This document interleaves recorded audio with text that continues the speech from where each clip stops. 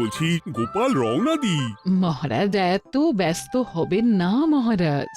হ্যাঁ হ্যাঁ, তা মহারাজ, আপনাকে দেখে মনে হচ্ছে আপনি রাতে একটু ঘুমোননি। হ্যাঁ, ঠিকই ধরেছ। তাছাড়া ঘুম হবে কি করে বলো, আমার বাড়িতে যে ছোট্ট রাজপুত্র আসছে। তা অবশ্য ঠিক। সেই কবে থেকে আমাদের নাতিকে দেখার জন্য আমরা বসে আছি।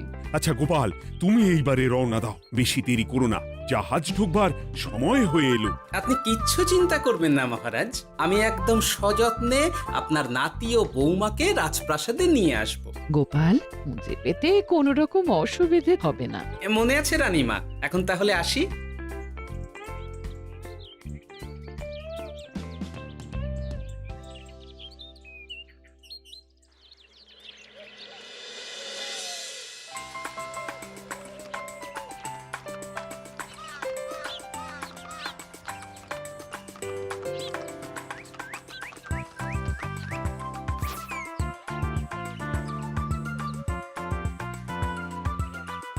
এসো এসো বৌমা, এসো। আরে আমার নাতি বাবু যে। বৌমা, পথে আসতে কোনো কষ্ট হয়নি তো? এইটুকু পথ আসতে কোনো রকম কষ্ট হয়নি মা। গোপাল কাকা এত ভালো যে কি বলবো। যাক যাক, গোপাল তাহলে আরো একবার আমার মান রাখলো। যতদিন গোপালের ধরে থাকবে তার প্রাণ, সে ততদিন মহারাজের রাখবে যে মান। হ্যাঁ মহারাজ, আমি থাকতে আপনি একদম চিন্তা করবেন না মহারাজ। বেশ বেশ বেশ। আমি তাহলে এখন আসি, কেমন? আরে আরে, কোথায় যাচ্ছ গোপাল? একেবারে মধ্যাহ্ন ভোজনটাও সেরে যাও।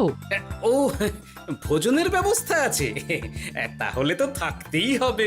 ওই ভোজনের কথা শুনেই গোপালের জিভের ওজন বেড়ে গেল। তুমি থামো তো মন্ত্রী, আসলে আজ বিকেলেই আমাদের কুল গুরুদেব আসছেন। তোমরা সবাই থেকো, আজকেই নাতি বাবুর অন্নপ্রাশনের দিনটা স্থির করে নেব। এ তো বেশ ভালো কথা। বেশ তাহলে, বেশ ভালোই হলো। রোজ বাড়িতে খেতে খেতে জিভে একেবারে চড় পড়ে গিয়েছিল। বহুদিন পরে রাজবাড়ির পোলাও কোরমা খেয়ে পেট ভরাবো।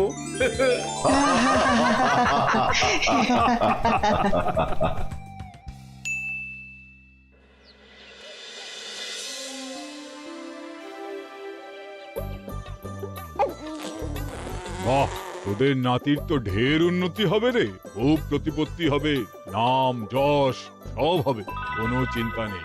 গুরুদেব, নাতির শরীর স্বাস্থ্য ভালো থাকবে তো? দেখ, এমনিতে খুব একটা কিছু অসুবিধা তো দেখছি না, তবে হ্যাঁ, সম্প্রতি একটা বড় সড়ো ঝড় বয়ে যাবে দেখা যাচ্ছে। কি সর্বনাশ গুরুদেব, এসব কি বলছেন? কথাটা কি সত্যি? আমি মিথ্যা বলি না, যা দেখলাম, ঈশ্বর আমাকে দিয়ে যা বলালেন তাই বললাম। তাহলে কি হবে গুরুদেব? এই বিপদ এড়াবার কি কোনো উপায় নেই গুরুদেব? ওরে, তোরা আমার পুরো কথাটা শোন, কথার মাঝেই যদি এত প্রশ্ন করতে থাকিস তাহলে আমি কিভাবে আমার কথাটা শেষ করব? হ্যাঁ, ক্ষমা করুন গুরুদেব, আপনি বলুন বলুন। শোন, ওর কপালে ঝড় থাকলেও সে ঝড় ঠিক কেটে যাবে, চিন্তা করিস না, ভগবান আছেন, উনি বিপদ ঠিকই কাটিয়ে দেবেন। যখন বিপদ চরম সীমায় পৌঁছে যায় তখন ঈশ্বর নিজে এসে আমাদের বিপদ মুক্ত করে। সত্যি গুরুদেব, ঈশ্বর নিজে আসেন? হ্যাঁ, নিজে আসেন। জয় গুরুদেবের জয়। গুরুদেব, এইবারে তাহলে আপনি একটা শুভ দিন বলে দিন, নাতি বাবুর অন্নপ্রাশনটা ধুমধাম করে দিতে হবে তো। আজকের পর থেকে ঠিক 3 দিন বাদে একটা খুব ভালো দিন আছে, ওই দিন তাহলে অন্নপ্রাশনের ব্যবস্থা কর। বেশ বেশ, তবে তাই হবে গুরুদেব, তাই হবে। গোপাল, তাহলে সব কিছুর বন্দোবস্ত করা শুরু করো। সে আর বলতে রানীমা, আমি আগামীকাল থেকেই একদম জোর কদমে মাঠে নেমে পড়বো। হ্যাঁ রানীমা, আমি কোনো দায়িত্ব নেব নাকি? না থাক, যদি প্রয়োজন হয় তুমি গোপালকে সাহায্য করো।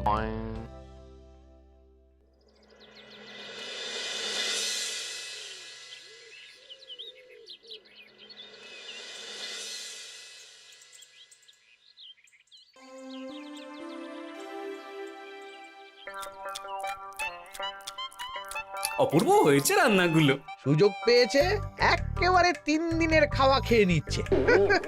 সুযোগ কি কেউ ছাড়ে মন্ত্রী মশাই? এই আপনি বলুন না, যখনই সুযোগ পান কোষাগার থেকে একেবারে থলি ভরে ভরে মোহর সরিয়ে। থাক, মুখ বন্ধ করো, আমার ঘাট হয়েছে বলাটা। তুমি বাবু মন প্রাণ ভরে খাও, কেমন? মহারাজ, এই রকম একটা খুশির দিনেও আপনার মুখে হাসি নেই কেন? আসলে নাতিবাবু তো আর 2-1 দিন পরেই চলে যাবে, সেই কারণেই মনটা বড্ড ভারাক্রান্ত হয়ে রয়েছে। তা তো ঠিকই, আমাদের ছেলেটা আসতে পারল না, যাও বা নাতি এলো, তাও তো এই কটা দিন কি আনন্দেই না কাটলো। আচ্ছা রানী, আমরা যদি আমাদের কাছে আরো কদিন নাতিবাবুকে রেখে দিই তাহলে কেমন হবে? মানে বৌমাকে তো ফিরতেই হবে, বিদেশে আমাদের খোকার কত কাজ বলো তো। আরে বাবা, বৌমা না হয় ফিরে গেল, নাতিবাবু কদিন আমাদের কাছে থেকে গেলে কি এমন হবে? কিন্তু দেখো না বৌমা, আমাদেরও তো একটু ইচ্ছে হয় নাতিপুতিদের নিয়ে খেলবো, আদর করব, দেখো না। ঠিক আছে ঠিক আছে, আপনাদের কাছে আমার বাবু সোনাকে রাখতে আমার কোনো চিন্তাই নেই। ব্যাস, তাহলে তো মিটেই গেল। মহারাজ, নাতিবাবুকে কদিন এখানেই রেখে দিন, আমরা সবাই আছি, ঠিক কোলে পিঠে করে তাকে সামলে নেব। বাবা বাবা বাবা, গোপাল তোমার সব দিকে কান খোলা থাকে তাই না? মহারাজ, আমি হলাম ভাঁড়, তাই মাটির ভাঁড়ের মুখটা যেমন খোলা থাকে তেমন আমার কানটাও সব সময় খোলা থাকে, বুঝলেন?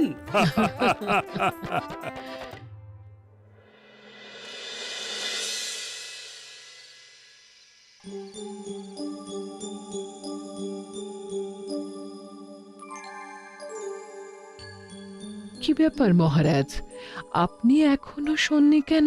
শরীর খারাপ করছে নাকি? না রানী, একটা কথা খুব ভাবাচ্ছে বুঝলে। কি কথা মহারাজ? এই যে সেদিন গুরুদেব বললেন না, যখন গভীর বিপদ আসে তখন ঈশ্বর নিজে আসেন বিপদে মোকাবিলা করার জন্য। হ্যাঁ মহারাজ, বললেন তো। আচ্ছা, ঈশ্বর কি বিপদে সত্যিই নিজে আসেন? কিন্তু তিনি নিজে তো বিশাল শক্তিধর, ক্ষমতাবান, তাহলে তিনি নিজে না এসে অন্য কাউকে পরিস্থিতির মোকাবিলা করতে পাঠান না কেন? মহারাজ, ঈশ্বর কখনো কখনো নিজেই হয়তো আসেন, অথবা কখনো কারো দ্বারা বিপদ খণ্ডন করেন। ব্যাপারটা খুবই সহজ মহারাজ। না না, কিন্তু আমার মনে হয়। মহারাজ, আপনার কি মনে হয় আমি জানি না, তবে আমার যা মনে হয় আপনাকে বলেছি। আগামীকাল একবার সভাসদদের প্রশ্নটা করতে হবে, দেখি তারা কি বলে। আগামীকাল সকালে আবার বৌমা ফিরে যাবে।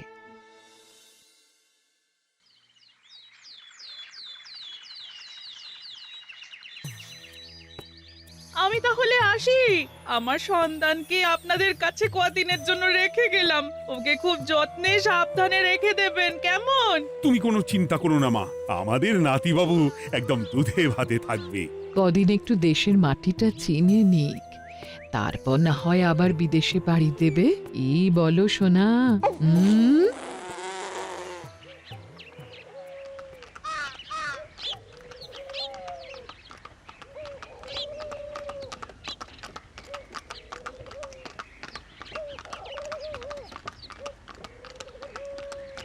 বৌমা তো চলে গেল, এইবারে তাহলে আমরাও যাই।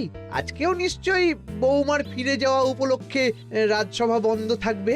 ভুলেও এই সব কথা ভেবো না মন্ত্রী, চলো এইবারে সবাই রাজসভায় চলো, তোমাদেরকে একটা খুবই গুরুত্বপূর্ণ প্রশ্ন করব। সেরেছে, মহারাজ আবার কি প্রশ্ন করবেন ভগবান জানে। সবাই রাজসভায় এসো।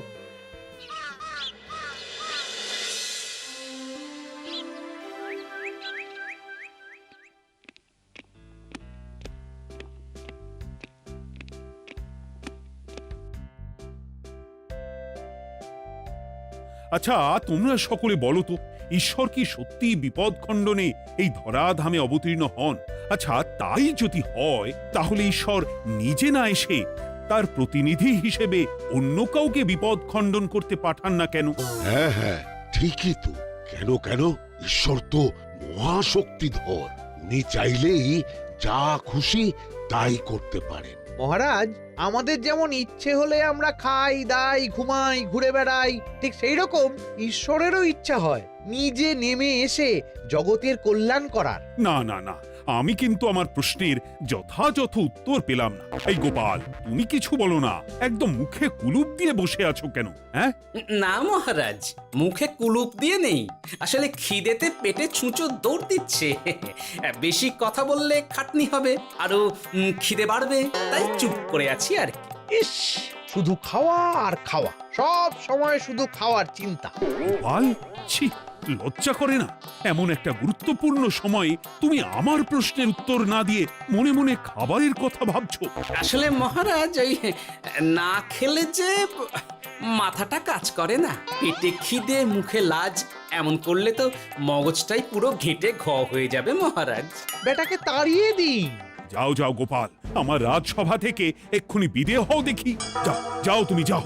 যার সব সময় শুধু খাওয়ার চিন্তা, এমন পেটুককে সভায় রেখে আমার কোনো কাজ নেই। কিন্তু মহারাজ, চুপ, একদম চুপ। তুমি যাও গোপাল, যাও। যদি কোনোদিনও উত্তর খুঁজে পাও, তবেই আবার এই সভায় তোমার মুখ দেখিও।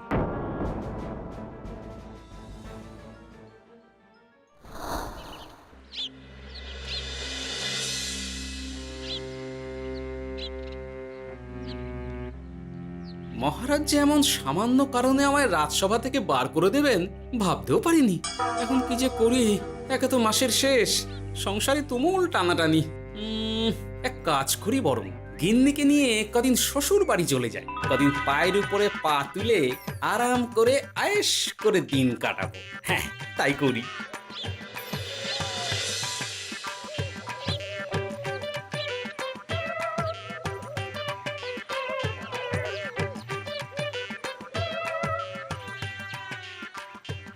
গিন্নি, ও গিন্নি,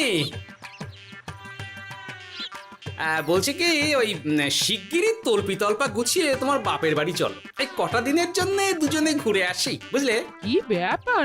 তোমার হঠাৎ করে আমার বাপের বাড়ি যাবার হিড়িক কেন? কিছু মতলব আছে নাকি? আমি না তোমার স্বামী?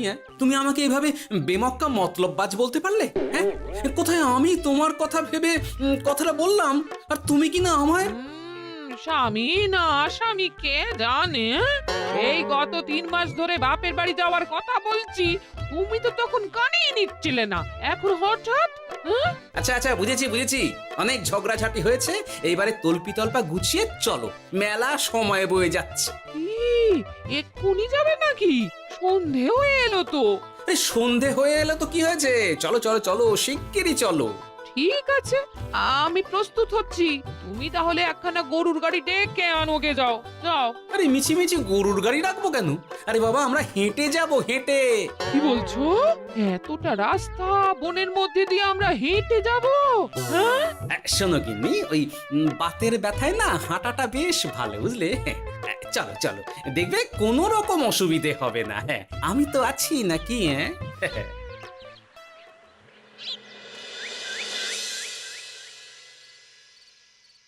বাবা, হ্যাঁ, বনটা বেশ ঘন। বলি, এই সময়ে এই বনের মধ্যে দিয়ে কেউ হেঁটে যায়? মেলা গজগজ না করে চুপচাপ এসো দেখি।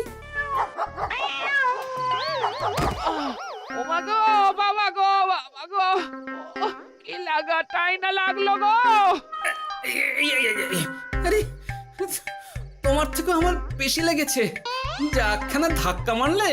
কি করবো? গিন্নি আমায় ধাক্কা মেরে ফেললো বটে, কিন্তু আজ আমি মহারাজের প্রশ্নের যথাযথ উত্তর পেয়ে গেলাম। বেড়াল ছানাটিকে বাঁচাতে কোনো কিছু না ভেবেই কিভাবে বেড়ালটা ওই বাঘা কুকুরটার দিকে তেড়ে গেল। হ্যাঁ, তার মানে বিপদে পড়লে সন্তানকে বাঁচাতে না, আমাকে এক্ষুনি একবার রাজপ্রাসাদে যেতে হবে, রানীমার সঙ্গে কথা বলতে হবে। আরে আরে আরে আরে, ওদিকে কোথায় চললে গো? ওদিকে তো তোমার শ্বশুর বাড়ি নয়। আরে বাবা, আমার নয়, তোমার শ্বশুর বাড়ির দিকেই আবার যাচ্ছি, বুঝলে? তার মানে আমরা আর যাবো না? না না, পরে যাব, তাড়াতাড়ি এসো দেখিনি। এ কি রে বাবা, লোকটার মাথাটা কি গেছে নাকি? কখন যে কি করছে নিজেরই ঠিক নেই, যত সব।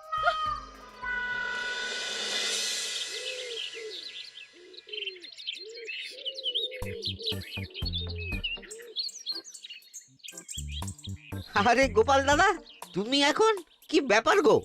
আমি একটু রানিমার সঙ্গে দেখা করতে চাই, খুব দরকার। কিন্তু এখন তো সকলে ঘুমাচ্ছে, তাই আমি তো এখন তোমাকে ঢুকতে দিতে পারবো না। আরে অযথা কথা না বলে পথ ছাড়ো, ভিতরে ঢুকতে দাও। গোপাল দাদা, তুমি এই সময় ওই ঢোকার জন্য অহেতুক জেদ করো না। তাছাড়া আমি যতদূর জানি তোমায় তো মহারাজ তাড়িয়ে দিয়েছিলেন, তাহলে আবার বহাল হব, চিন্তা করো না। দয়া করে এখন ঢুকতে দাও। গোপাল দাদা। আহ পেয়াদা, এই এই কি ব্যাপার? এত হইচই কিসের? কি হয়েছে? রানীমা, আমি আপনার সঙ্গে একটু কথা বলতে চাই, বিশেষ দরকার আছে। এসো এসো, ভেতরে এসো। তাহলে মহারাজকে তোমার পরিকল্পনা মতো বাইরে নিয়ে যেতে পারলেই উনি ওনার প্রশ্নের উপযুক্ত জবাব পেয়ে যাবেন, বলছো? সে ব্যাপারে আপনি 100% নিশ্চিত থাকুন রানীমা। এখন আপনি শুধু আমার পরিকল্পনা অনুযায়ী মহারাজকে নৌকা বিহারে যেতে রাজি করান। তারপর কি হয় সেটা আপনি নিজেই সচক্ষে প্রমাণ পেয়ে যাবেন। তোমার উপরে আমার অগাধ আস্থা গোপাল। ঠিক আছে, তুমি যেমনটা বললে ঠিক ওইভাবেই আমি নৌকা বিহারের ব্যবস্থা করছি। রানীমা, দেখবেন এই পরিকল্পনাটা যাতে কোনোভাবেই পাঁচকান না হয়, তাহলে কিন্তু সব ভেস্তে যাবে। নিশ্চিন্তে থাকো গোপাল, কিচ্ছু হবে না, নিশ্চিন্তে থাকো।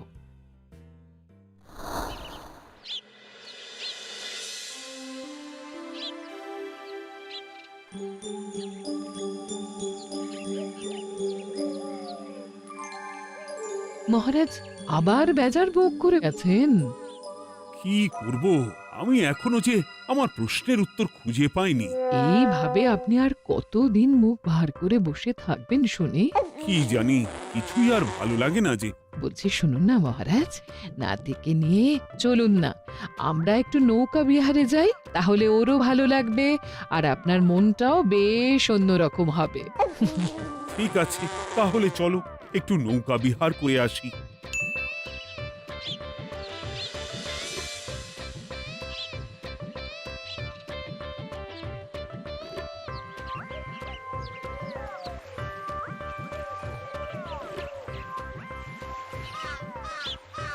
এই তো মহারাজ, আসুন আসুন, সেই কখন থেকে আপনার জন্য অপেক্ষা করছি। এ কি গোপাল, তুমি এখানে? কি ব্যাপার? তোমার সঙ্গে তোমার স্ত্রীও আছেন দেখছি। মহারাজ, কতদিন আপনাকে দেখিনি বলুন তো, তাই আজকে একদম সস্ত্রীক চলে এলাম। চলুন চলুন, সকলে মিলে নৌকো বিহার করে আসি।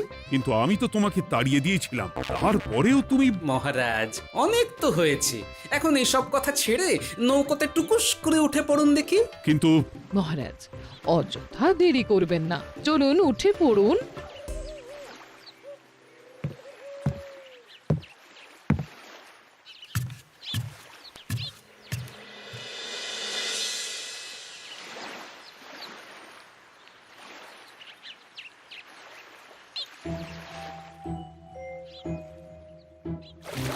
এ কি,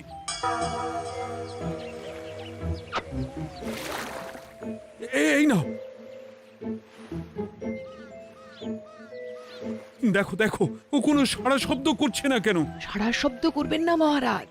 মানে এসব কি বলছো? এই পুটুলির ভেতরে তো আপনার নাতি নেই, এখানে নাতির বদলে রয়েছে একখানা খেলার পুতুল। এসব কি বলছো তুমি? এইটা যদি পুতুলি হয় তাহলে আমার নাতি বাবু কোথায়? হ্যাঁ, আপনার নাতি এইখানে একদম সুরক্ষিত অবস্থাতেই আছে। যাক বাবা, আমি যে কি ভয় পেয়ে গেছিলাম তার কি বলবো। কিন্তু রানী, তুমি আমার সঙ্গে হঠাৎ কেন এমন ছলনা করলে? হ্যাঁ, আমার কথাই মহারাজ। কেন? আসলে আমি আপনাকে এই ঘটনার মধ্যে দিয়ে আপনার প্রশ্নের আসল উত্তরখানা দিতে চেয়েছিলাম, তাই। গোপাল, কি বলতে চাইছো একটু খুলে বলো তো। আপনি জানতে চেয়েছিলেন যে ঈশ্বর যেহেতু বিশাল ক্ষমতাধর, তাই সন্তানের বিপদে তিনি নিজে না এসে অন্য কাউকেও তো তার প্রতিনিধি হিসাবে বিপদটা কাটাতে পাঠাতে পারেন। হ্যাঁ, কিন্তু তার সঙ্গে এই ঘটনার কি সম্পর্ক শুনি? মহারাজ, পুতুলটি যখন জলে পড়ে গেল তখন আপনি সেটিকে নিজের নাতি ভেবেই একবারও কারুর জন্য অপেক্ষা না করে নিজের প্রাণের তোয়াক্কা না করে নাতিবাবুকে রক্ষা করলেন। মহারাজ, আমরা ঈশ্বরের মানব সন্তান। ঈশ্বর আমাদের সকলের হৃদয়ের ভিতরে বসবাস করে, তাই বিপদ হলেই তিনি ছুটে আসেন, কখনো নিজে, আবার কখনো বা কোনরূপ প্রতিনিধি মারফত। তাই ভবিষ্যতে আর কোনোদিনও ঈশ্বর সম্পর্কিত কোনরূপ সংশয় মনে রাখবেন না, কেমন? সাধু সাধু, ধন্য তোমার বুদ্ধি হে গোপাল। সত্যি যেভাবে তুমি একটা ঘটনার মধ্যে দিয়ে আমায় আমার প্রশ্নের উত্তরটা ব্যাখ্যা সমেত, তার কোনো তুলনা হয় না। তোমার যে আর কিভাবে প্রশংসা করব তাই ভাবছি। মহারাজ, আমার আর প্রশংসা না করে ওই পেট পুরে একটু ভালো মন্দ খাওয়ান তো দেখি, তাহলেই হবে, আর কিচ্ছু চাই না। আচ্ছা আচ্ছা, বেশ বেশ, তাই হবে। আগামী 7 দিন তোমার সস্ত্রীক সহ রাজবাড়িতে দুবেলা আহারের নিমন্ত্রণ থাকলো, কেমন? ব্যাস, আর কি চাই?